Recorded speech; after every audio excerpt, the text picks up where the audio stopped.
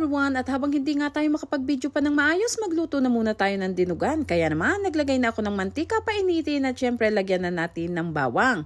Isang lamang po natin ito or gisahin hanggang sa ito ay maging golden brown. Ngayon naman, pagka okay na yung ating bawang, syempre natural naman ay sunod na natin dito ang sibuyas. Pwede kayong gumamit ng puti at pwede rin naman yung pula na sibuyas.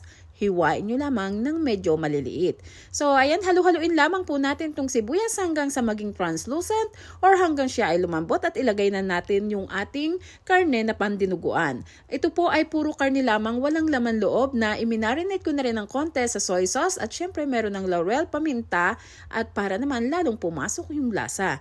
Ngayon naman, additional laurel kung medyo kulang pa po sa inyo at atin lamang po iyang samahan ng soy sauce. Konting soy sauce po. So ito po ay dinugan, hindi po adobo. Konting suka rin at syempre ngayon naman ay lalagyan natin ng paminta. Sinamahan ko na rin ng pork cubes. Ang dami po ng mga ingredients nating lalagay. Depende sa panlasa. Sabawanan natin ng tubig. Pagka nahalo at nagisa, lagyan na rin ng siling green. At syempre, dagdag pang paasim ang sinigang mix. Para lalong mas maganda ang datingan ng asim nitong ating dinuguan. At atin lamang haluin takpan hanggang sa maluto. At kapag medyo malambot na, ay isama na natin dito yung pork blood. So ayan, habang nilalagay natin yung pork blood, sabayan naman ng paghalo at nang ito ay hindi magbuo-buo.